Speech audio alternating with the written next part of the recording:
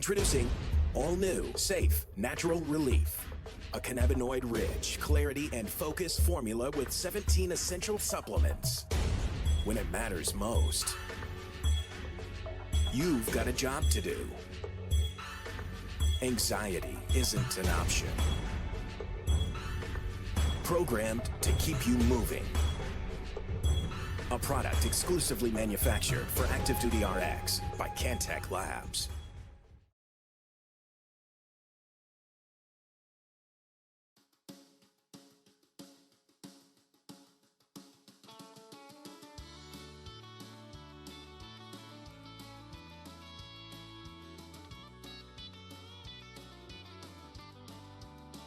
When I'm with you, there's no one else around.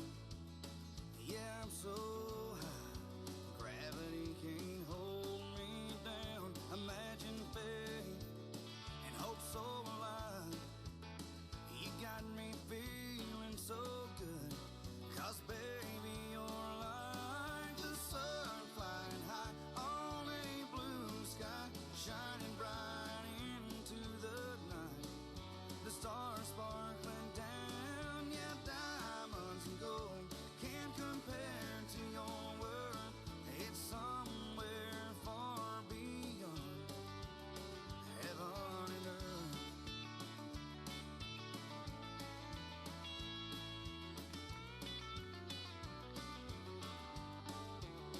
When I hold you, I'm high above the clouds. Yeah, I'm so free that I don't think I'm ever coming down. Imagine faith and hope so alive. You got me feeling so good, 'cause baby, you're like the sun flying high on a blue sky, shining bright into the night. The stars sparkling down, yeah, diamonds and gold can't compare to your world. It's somewhere far beyond heaven and earth.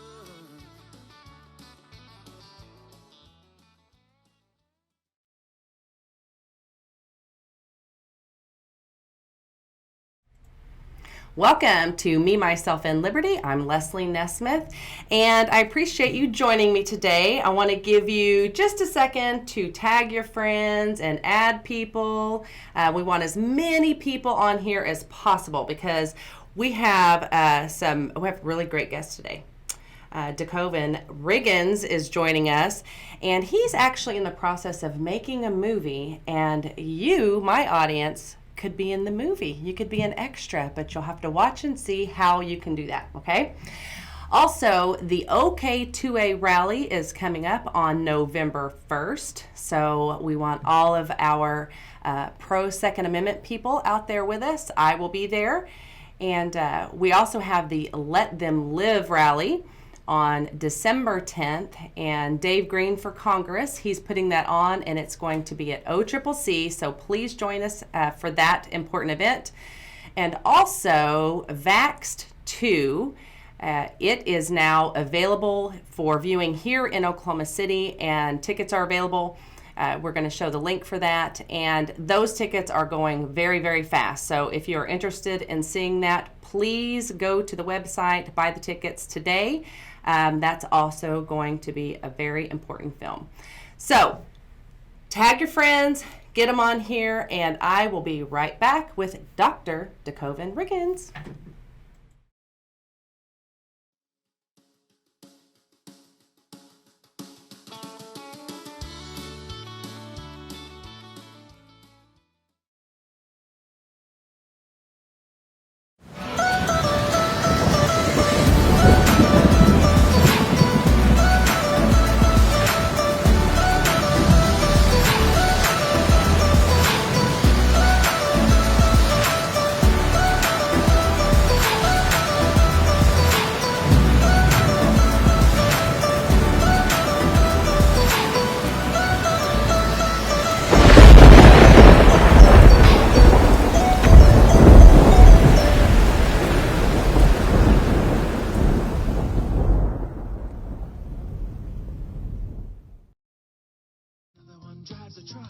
cdluniversity.org.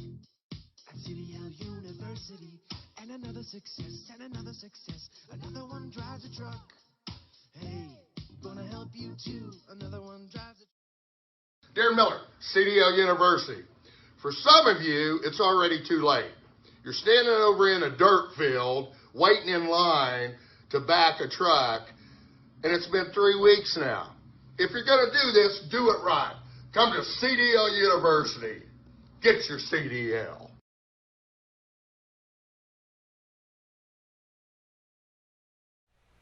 Hi, I'm Leslie Nesmith, host of Me, Myself, and Liberty right here on OTU Media.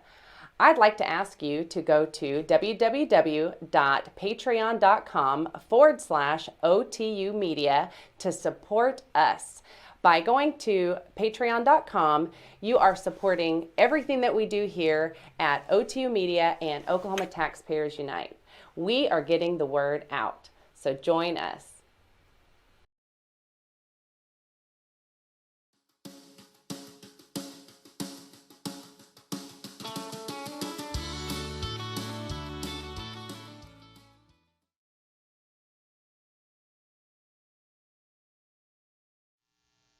Welcome back, and look who has magically appeared, Dr. DeKoven Riggins. Hello, everyone. Yes, I'm so glad to have you here today. This is so exciting for me, and you, my audience, you're going to see why here shortly. There's some really cool stuff. Okay, so let's tell the audience about you. So you are a native Oklahoman. Yes. And you were raised in Northeast Oklahoma, a graduate of Douglas High School. Correct. You received your bachelor's degree and master's degree from Langston University. That's correct. And you completed your doctorate in higher education at Argosy University. Yes. And currently, and this is part of why he's here today, so you're a part owner of Notice Studios, and you do audio and visual production. Correct. And so this is important. So audience, on the breaks, you're going to see some really neat clips. So the cool thing about this movie, and I may be getting ahead of myself here, is you're a Christian guy. Correct. You're not a pastor, but a teacher. Yes. And we met through a mutual friend, Marquise Miller. Correct. Yes. And he's a pastor, though. He's the pastor of the church that I attend. So. He's a good guy. He's also a neighbor of mine, which is cool. So he lives really close to me. So we're able to, I cook and he comes by and I give him leftovers and stuff like that. So it's very convenient. Okay. So your short film that you did, Her, it's about 20 minutes long. Mm-hmm. This is fascinating because it wasn't what I expected when I first started watching. So Christian people out there, let's be real. When we expect to see a movie made by a Christian producer, which there aren't a whole lot of them out there, we expect some like sappy, fluffy, you know what I mean? Like just not real life type situations. Well, this short movie is pretty dark. Yes, it is. So tell us where the inspiration for this the short movie came from. Me and my associate Marcus Brown were just thinking of ways that we could, put something out there. Of course, we have convictions, so we have to stick to those, but also still want to push some boundaries. And Her was our first short film, so we had a lot of fun doing it. And me and my wife played the main roles in the movie. I'm not an actor. I was gonna say you seem like, I was wondering if you had a background in acting. I have no background in acting. I love movies. Okay, I really enjoy and love movies, and so we just wanted to bring something that was, real, like that could really happen, but still, in the beginning, you'll see we put some scripture in there just to kind of see if you do things not God's way, you could really end up in some crazy situations. And I'm pretty sure some stuff like this has probably happened before. So, check it out during the breaks. And let us know what you think. Yeah, it's really interesting. So for the audience, this short film made by a Christian producer has sex, drugs, and all kinds of craziness and stalking and things in it. And it's only 20 minutes long, and that's a lot. That's a short film to Yes. to get all that in there. So, and it really, those kind of things really do happen. They really happen. When I was watching it, I was like, I've known people that have told me things like this, and I thought, I bet this is based on some psycho. That I mean, maybe it's just based on just like how we've seen things happen in life.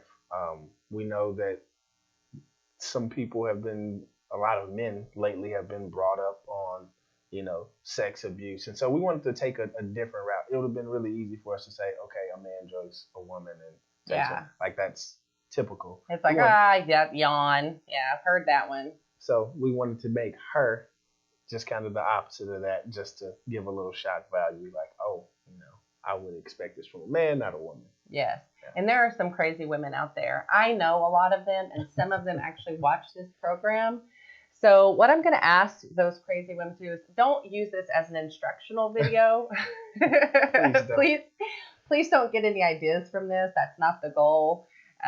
He's really trying to shine a light and say, okay, guys, let's do the opposite. Yeah, let's do the right thing and avoid these consequences that could possibly happen. So on the break, you will see the first 2 minutes of that, which is really interesting.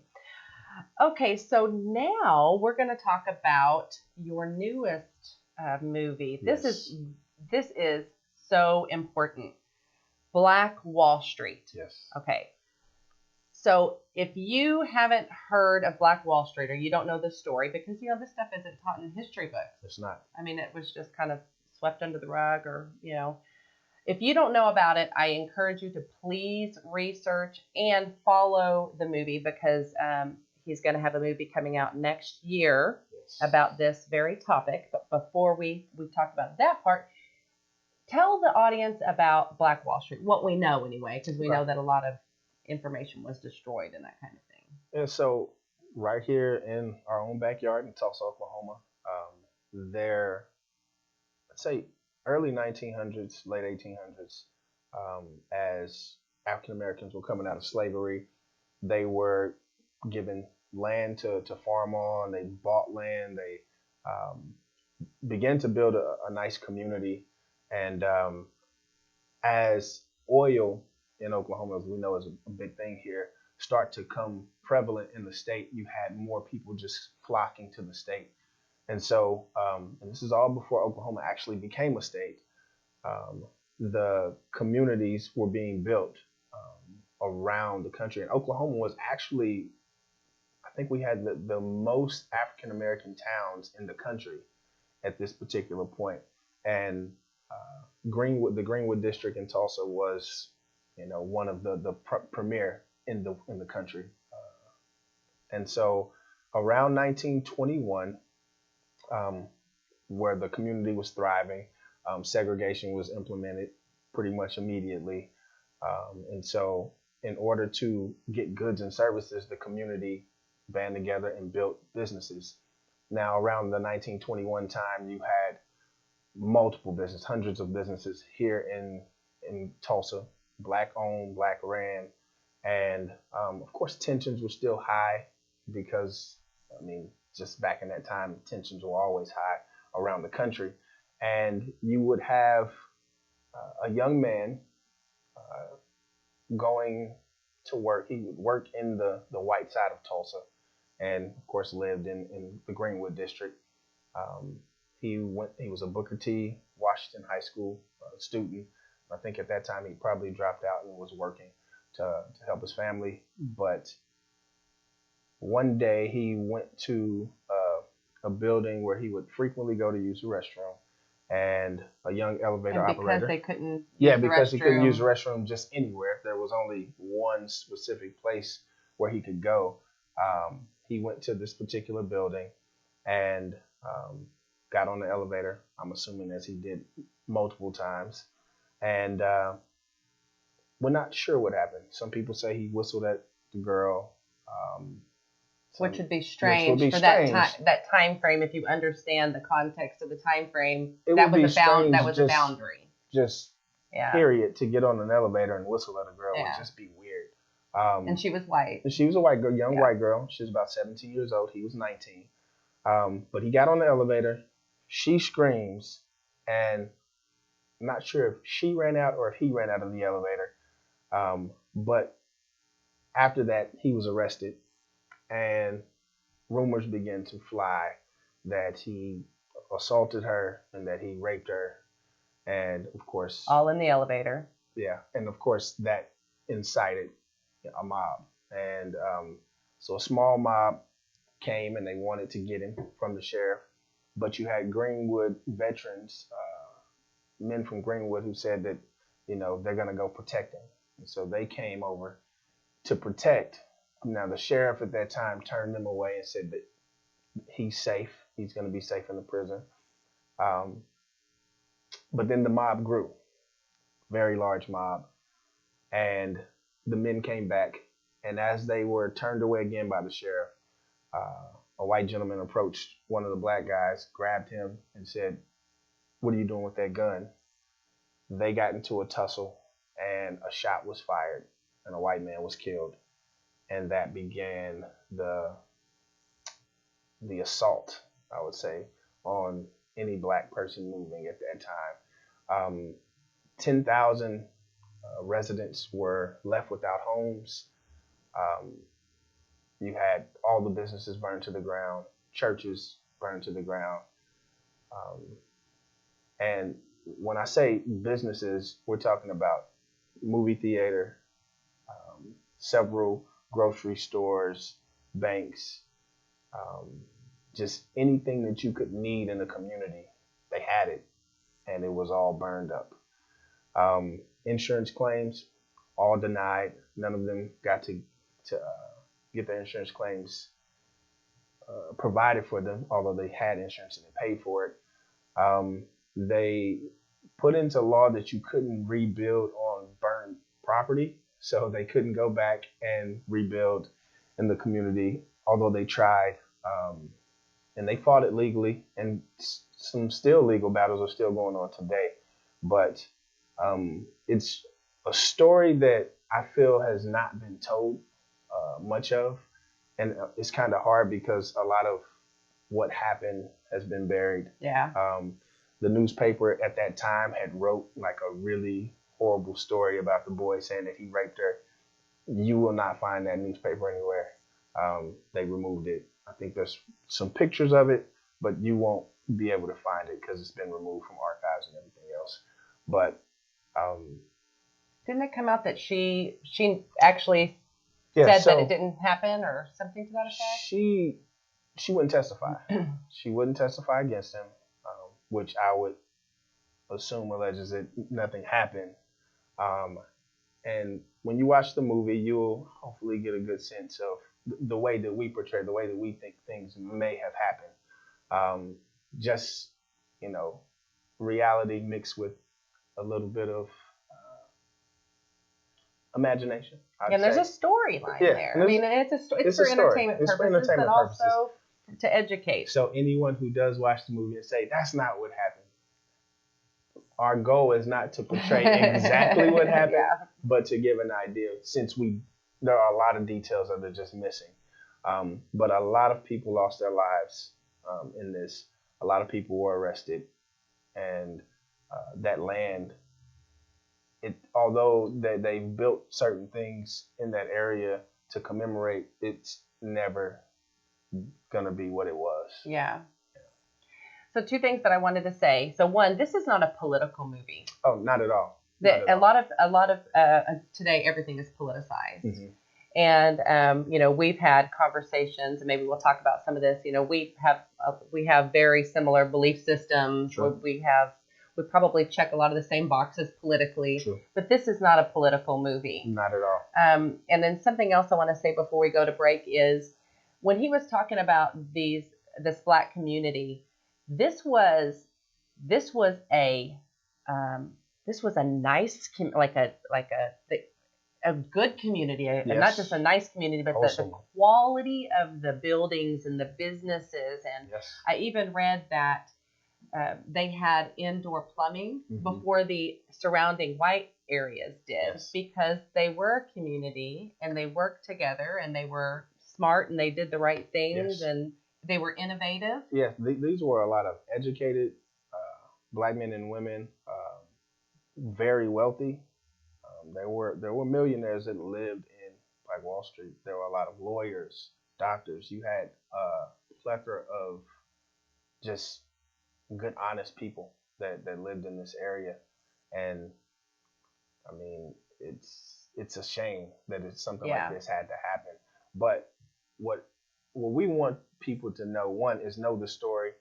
So as we portray it, you can get some semblance of what happened and what could have happened, and to know that this isn't something that we have to just look at and say, oh, it's a tragedy. You can look at it and say, this is something that we can build on and something that we can build from, and really empower people and learn from it. Yeah. Okay, so we're going to take a break and let the audience watch the first little bit of Her.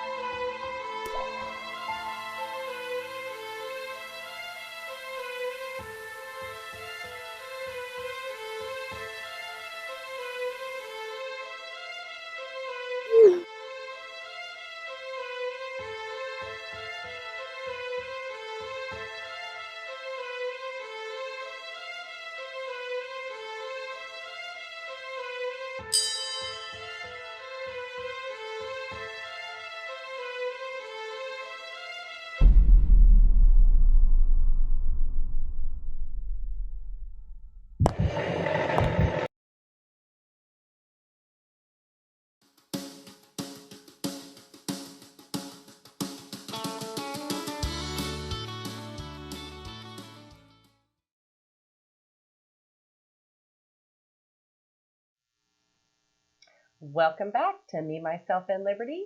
Okay, so I think some of you were intrigued with that intro there. It gets very dicey here shortly, so you'll see that on the next break. Okay, so we're talking about the movie Black Wall Street, Little Africa Burning. That is a full-length film. A full-length feature film. Yes, feature film. So very important topic. We really want the audience to fully understand what happened there. So what I find interesting, and I wasn't sure if you just were psychic and knew that they were going to start looking for people in Tulsa, but last week, I think it was last week, they started this sonar where they were looking for the actual bodies. Yeah, no, of course I had no idea, but it seems as if it's divine. That's what it is. I'm a religious man. And I've been thinking about doing this, and I got some other things that'll will be coming in the future as well. That's somewhat centered around this topic. But it just seems like it's being put the right place, the right time, and yeah, the search is something that is huge. I know I watched the documentary, and it's an older white gentleman now. He said he was like maybe 10 years old at the time. He remembers going by the Oakland, where the Oakland Cemetery is now, and seeing boxes upon boxes. And he said him and his friends opened one up, and there was multiple bodies in those boxes, and they were basically digging mass graves. So I wouldn't be surprised if they find a lot. Yeah. Yeah. I'm really, it's like, it's so horrible to think about, but I'm really, really hoping and praying that they do find them. Yeah, give them a proper burial. Yeah. And then the other thing is there could probably be DNA testing so that you know who, if your family member was found. I mean, I think that would be really important. Really would. And it'll give a little bit more closure to the situation. But I had no idea. It's just, It's kind of working out that way. It's all working out. Well, it's interesting because I was listening, and they had, I guess the first day of the search, they had some issue because there was so many people in the area that their cell phones interfered with the sonar. So then they had to redo it. But my understanding is it's ongoing. So I'm just really hoping that they are able to, get some sort of resolution there.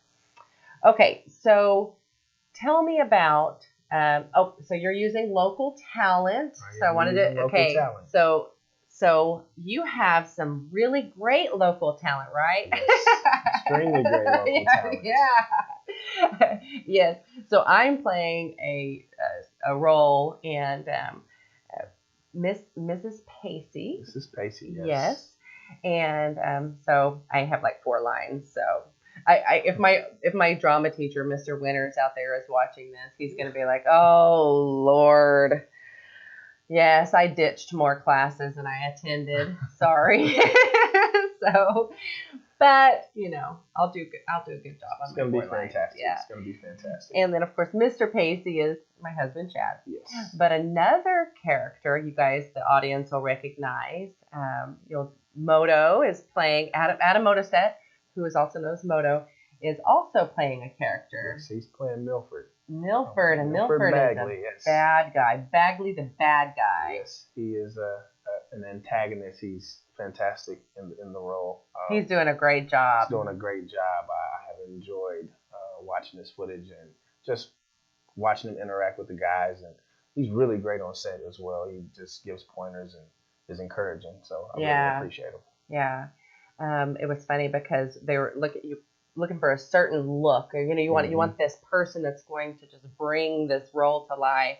Yes. And I was like, I know someone, and it was just funny when I introduced him. He was like, "Holy cow, this is the perfect guy for this role."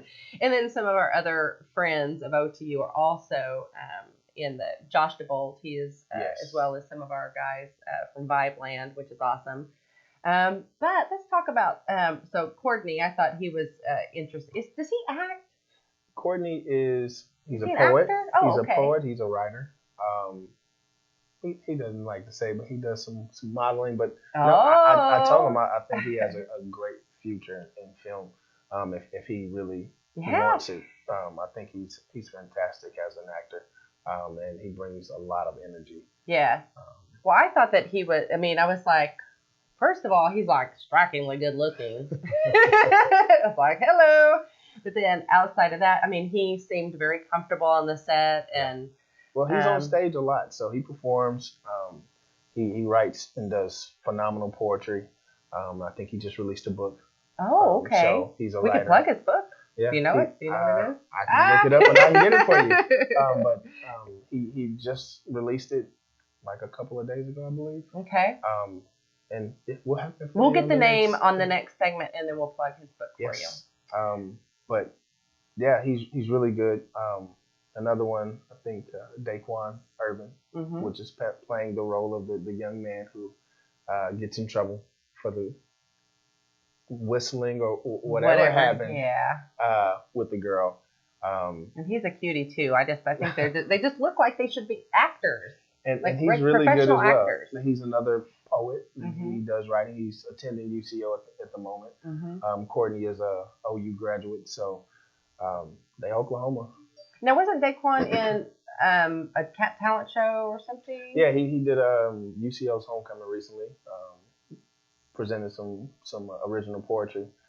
But yeah, he's a really good talent as well. Mm-hmm. We've been really blessed with some really good talent in this film, and it's all homegrown, so makes it that much better. Yeah, it's interesting because when I was getting to meet some of the people, I mean, I thought that they were all actors and actresses, and then when I found out they were just playing the role, I was like, hey, all right, they're just like me.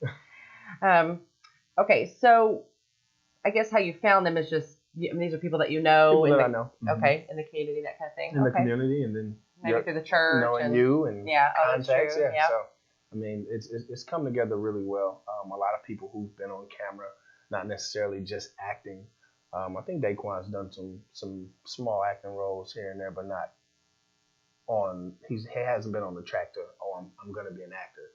It's just people notice his talent and say, hey, I want you to come be a part of this, and then say yourself, you're comfortable in front of the camera and moto, and just a lot of people who they've been around the camera, and it makes it easy. And what's really neat is, so it's being filmed in Guthrie, which a lot of films are made in Guthrie. I guess somebody was saying that there's a couple now. Yeah, maybe? There's a couple of films right now being shot in Guthrie and around the Stillwater area. Some pretty big films, actually. Oklahoma's becoming a really big film town. So that's because we have old buildings. Yes. Yes. There's something to be said for antiquated old buildings that we haven't, revitalized. We need them for movies. And the other one is Harn Homestead. Yes, Harn Homestead, which is 1721 North Lincoln, right down the street. We are filming there this Sunday, and we do need a mob. So, yes, if you are a male between the ages of 15, 16, all the way up to, if you can move. Yeah. So let's talk about that, okay? Because initially the mob scene was going to be filmed in Guthrie, but then there was an issue this past Saturday, the weather. Yeah. All right. This past Sunday, the weather rained us right on out, and so we had to.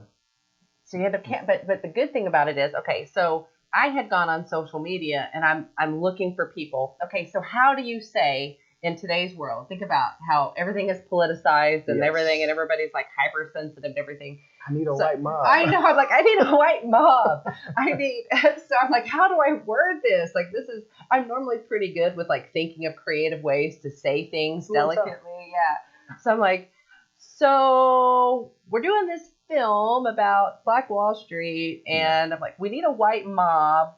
We need some extras, men, teenagers to men, and so anyway, I had people commenting. So this one guy was like, "Is this a movie that's going to portray people in a negative light?" I'm like, some people will be. We have antagonistic roles, but the way I look at it, it's not demonizing anybody. No, we're definitely not trying to story. demonize anyone.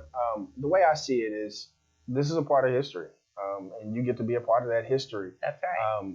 Some roles are going to be bad. I mean, that's just no one's putting on any Klan hoods or anything like that. Interesting enough, all the stuff that I've looked at and read, I really hadn't seen much about the Klan being too involved with it. So we didn't feel a need to put the Klan in the movie. I think there's one line about the Klan, but the Klan, because they did exist. They're not necessarily portrayed in the movie. So again, we're just looking for people who want to be in the movie, want to help tell this story, because it's a part of our history, especially our Oklahoma history, that's not really shared on a wide scale.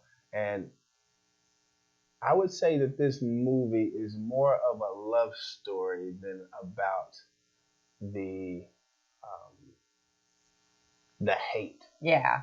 So, if you are available.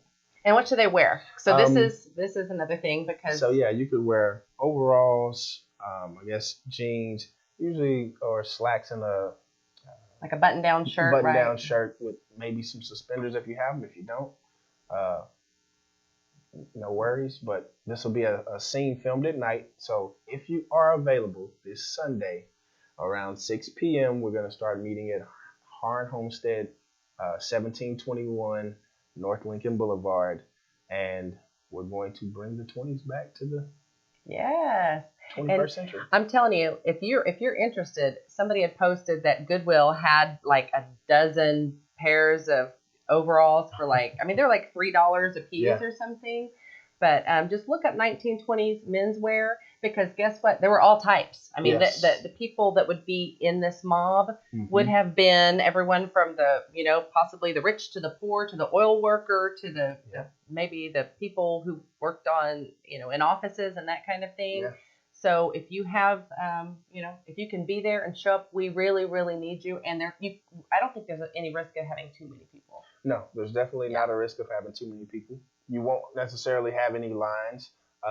You will follow Adam Motorset, so hey, he will be giving you some things to say that, again, more than likely it won't offend you or me. We're telling a story. I mean, it's story. The thing about it is, it's necessary. It's extremely necessary. And interesting enough, like some of the things that a mob would chant in this instance is about having, the protection of women and because of the situation. So you're gonna have these roles, or if you do come out, you're gonna be looking like you're standing for justice. Think about it that way. Yeah, we haven't seen any mobs these days, right? Okay, all right, we will be right back. Enjoy this clip from her.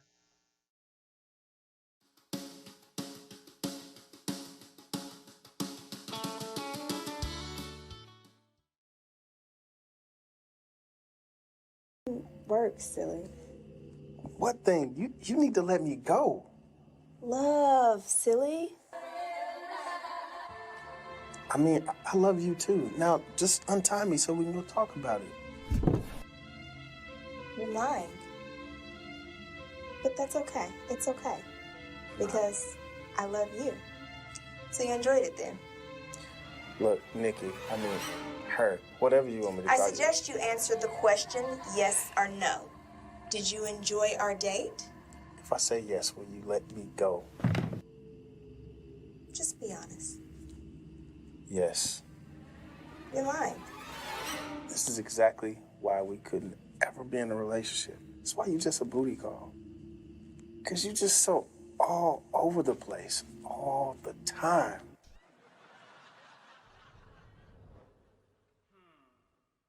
What kind of tea is appropriate for winning a Nobel Prize, and now everything is changing and you feel unmoored from reality? Hey, you. What's up, lady? What you got going? Nothing. What you up to? Nothing, just chilling. I'm really looking for some company. You should come through. There's no Earl Grey, you filthy liar! I don't know. It's kind of late. Well, where do you live anyway?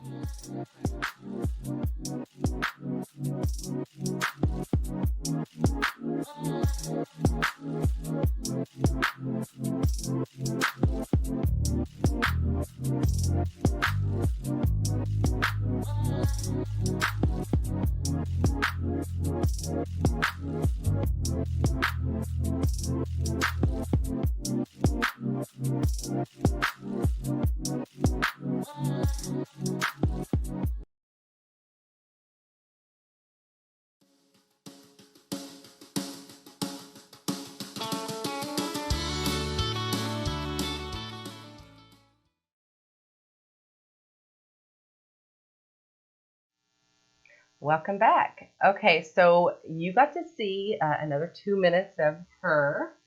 What I thought was funny is you actually booty call. You didn't expect it.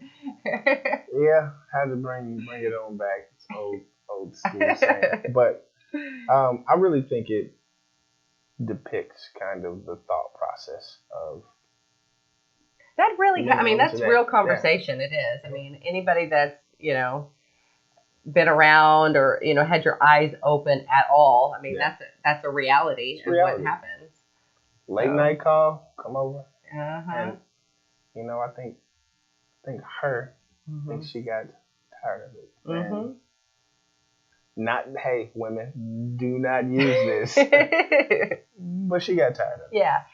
So the other thing is, I think we're going to have one more 2-minute clip we're going to show after this segment. But I want the audience to actually go watch it. It's on YouTube. It's on Where YouTube, else is on our YouTube channel. If you go to Notice Studios on YouTube, and that's NOTIS Studios, you will be able to see it there. And see exactly what happens, fill in all the blanks, because we're only playing 6 minutes of a almost 20-minute video. So there's other craziness that goes on. Yes, there is. Okay, so Courtney's book, so we want to plug it for him. Yeah, shout out to Courtney. He put together just his work of poetry in one book. It's called Blacker Than Shakespeare's Ink. So you can find it on Amazon. Go out there and check out Courtney's books. Blacker Than Shakespeare's Ink.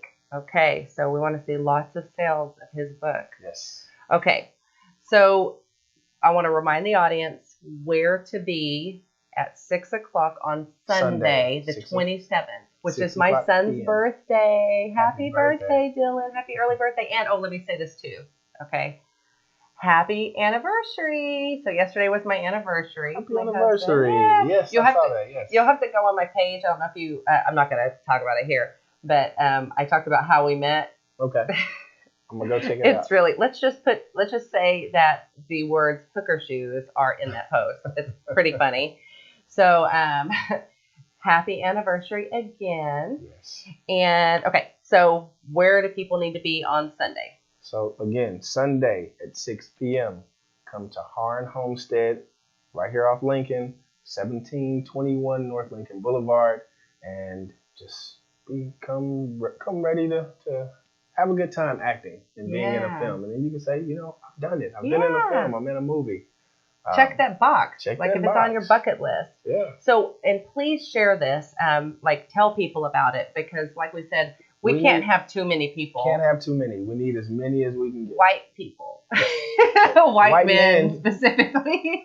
Boys and up. Yeah. So we need a big crowd. So please, we really do need your help on this. Yes. So turns out that not everybody wants to be in white mob these days. Listen, I get it, but it will do such a blessing to history for you to be a part of this. Yes, it definitely will. Okay, so what other projects do you have going on? Anything coming up? So we are working on Her Too. Oh, okay. So we're gonna start filming that soon, and then we'll do some more movies coming soon to probably Netflix or something near you. So yeah, just be on the lookout. Notice Studios YouTube page is where you'll be able to find most of our material. Okay, that's what I was gonna ask. Anywhere else they can reach you? You don't need to go stalking. Don't give them your address, because these people will stalk you. If you want to follow me on Facebook, I'm there, DeCoven Riggins. All right. Okay. Well, we're going to take a quick break, and then when I come back, we're going to, you're going, because you have places to be. I will be back, and I'm going to talk about some of the things that are in the news right now. Some of them are a little disturbing, but not nearly, not nearly as disturbing as this next clip of her, but actually it probably is a little bit more disturbing. But okay, so enjoy this next clip.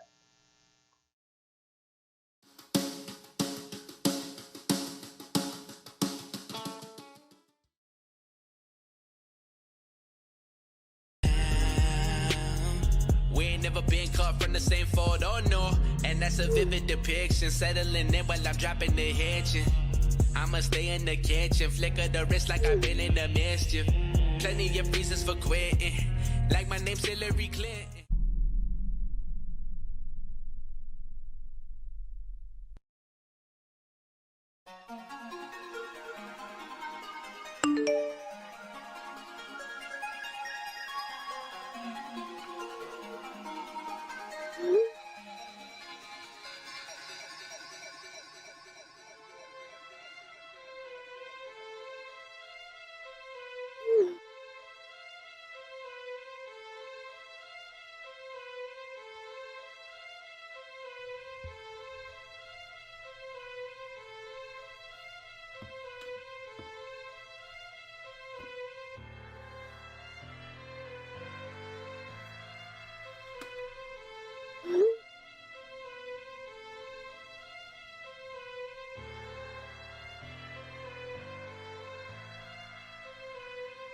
Should I go over there?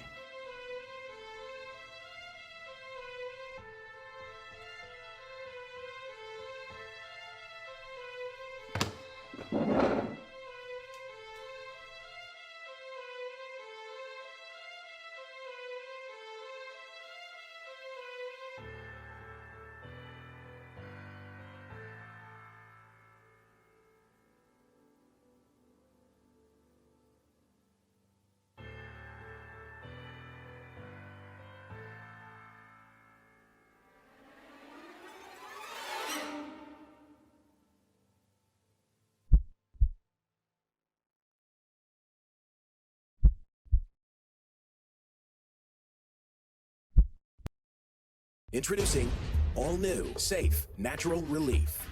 A cannabinoid-rich, clarity and focus formula with 17 essential supplements. When it matters most, you've got a job to do. Anxiety isn't an option. Programmed to keep you moving.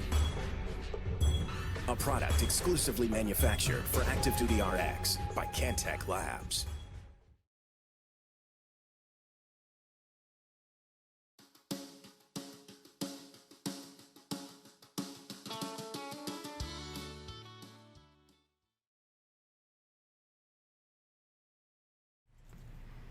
Welcome back. Okay, so for this next segment, I hope that we have lots of people watching because I want to talk about something that's very, very important. There is a case that's going on right now in Dallas, Texas, of all places. It is so disturbing. I kind of went back and forth on, do I want to talk about this today? And I cannot let this go. We have got to, I don't know what we can do, but we've got to do whatever we can do, whether it is sharing or tweeting or calling. But it's a very sad case where a mother and father, and I have a video that you're going to watch and it might explain it a little bit more in detail, but basically there's been a custody battle and the mother has been cross-dressing her young son and telling him that he is a girl, calling him by, female name. The little boy was saying, the kids at school call me a girl. And anyway, he's incredibly confused about this. What's so sad is this has been going on, my understanding is, since he was little, like a toddler. And now the mother has taken the father to court because she wants to have this child, his sex changed. He's only 6 years old. It's just so sad. I just can't even, I have a 5-year-old, so you look at things through that context when you're a parent. I can't even imagine. I mean, this is the worst case scenario for child abuse. I mean, it's just awful. And all I think is that this mother, I can't even call her that, there's got to be some kind of mental mental deficiency or something there for her to want to do this. I had explained it to my husband that it's almost like, the Munchausen by proxy, where the parent harms their child for attention for themselves. It's manifesting itself now, and we're hearing about these stories all across the United States, mostly in very liberal areas, where these parents are cross-dressing their little kids and then wanting to transition them, and they're starting them on these hormones and all this other stuff. And what's so sad is these kids, what is going to happen in just a few years or 10 years, I mean, when they fully understand what happened, there's so much wrong with this. So please don't tune out. Please watch this video. It's 5 or 6 minutes long, but it's a press conference or something that took place today. And I want you to be aware of it, and I want you to look this up because there's other videos and articles out there about it. So please watch this video with me, and then I'll be right back. He's been fighting for his conscience rights, his religious liberty rights. He's been fighting for his right to raise his son as his son. There's a court order in place that's forcing him to do otherwise, that's allowing his son to be transitioned and raised as a girl. We found out we're not sure that there's anything in law that addresses this issue. So we wanted you to hear from Jeff Younger today to tell you why this issue is so important. Jeff, if you'll come to the stage.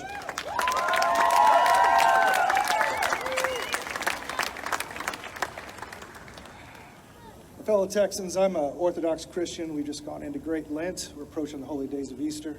I'm a sinner. Please forgive me. God forgives. I forgive.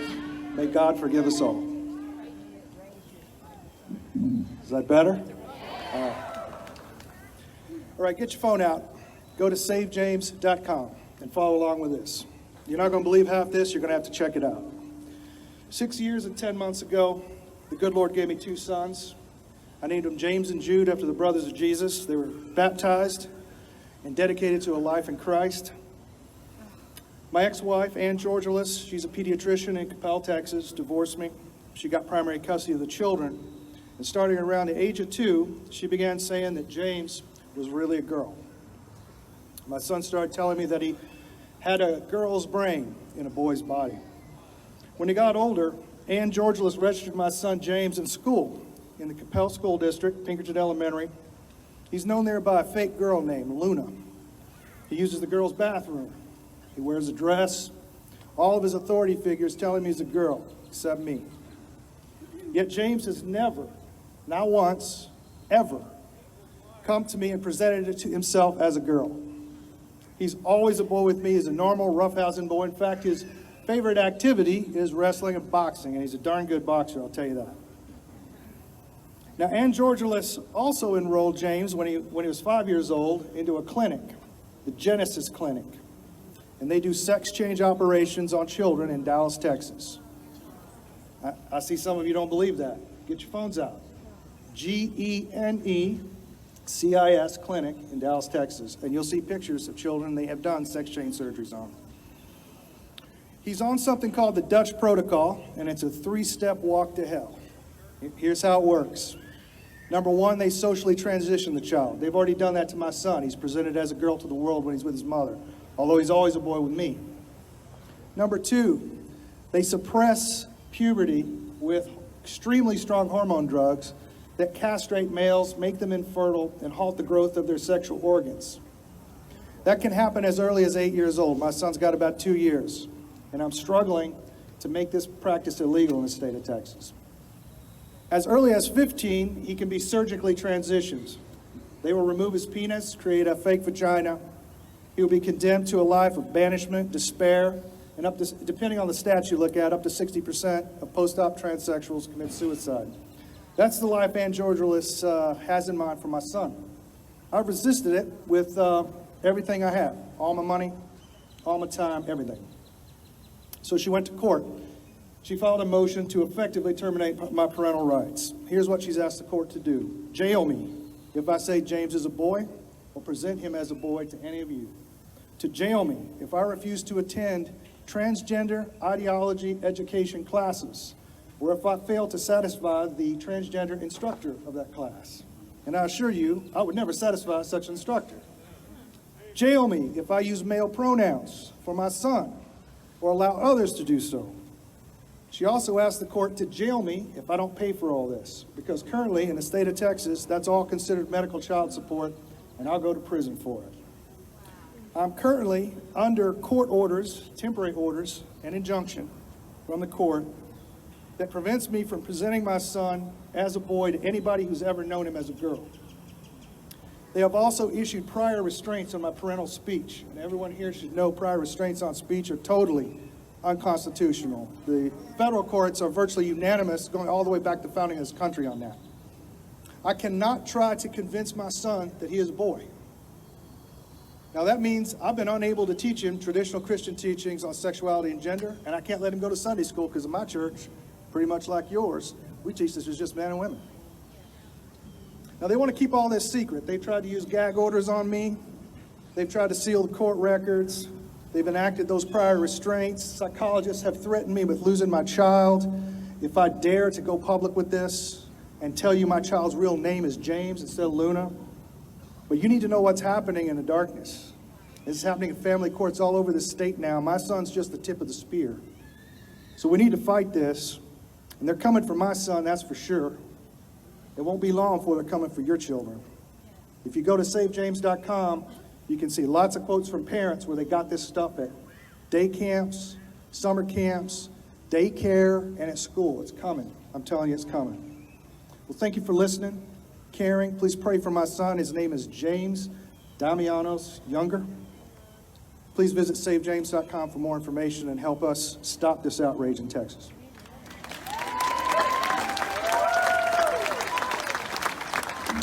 Thank you, Jeff. What a powerful, relevant, and important personal testimony. Okay, so if you're like me, that was a very, very disturbing video. I can't even believe that this is happening today. I can't believe it's happening in Dallas, Texas.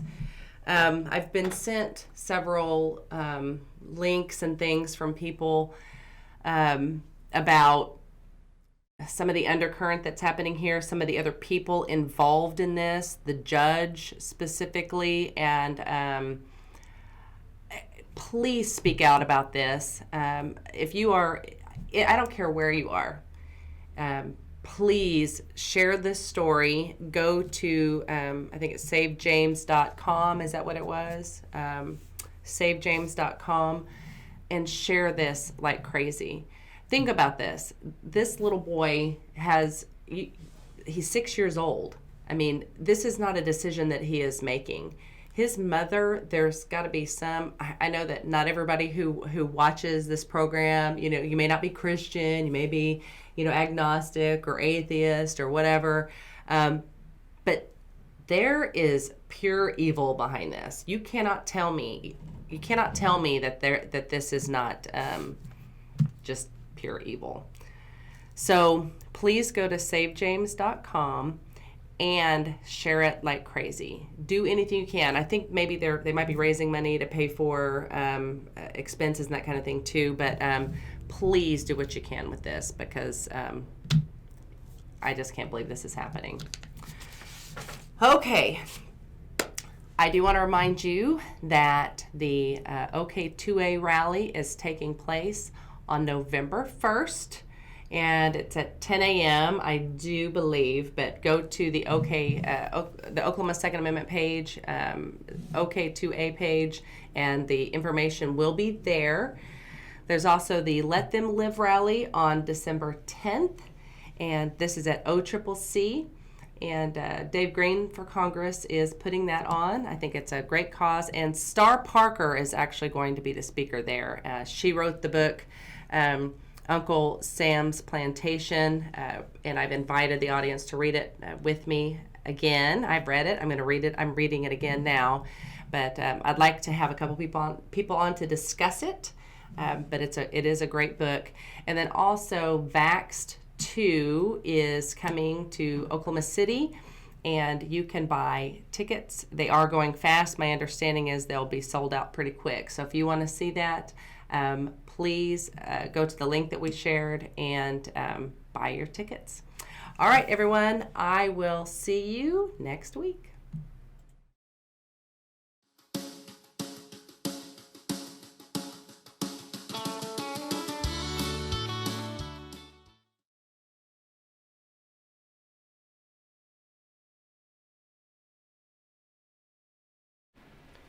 Hello, basket of deplorables, ladies, gentlemen, those who are undecided. Todd Tucker back at the bunker where I belong. And we want you to join us here at OTU Media. Become a patron, a Patreon member. If you want true conservative messaging and not the same old corporate filtered news of Oklahoma, this is the place to be. Become a supporter, a soldier, a sergeant, a co-producer, even a sponsor. True conservatism lives here at OTU Media. Go to patreon.com/OTU Media, patreon.com/OTU Media. This is where conservatism lives, and the fight is just beginning.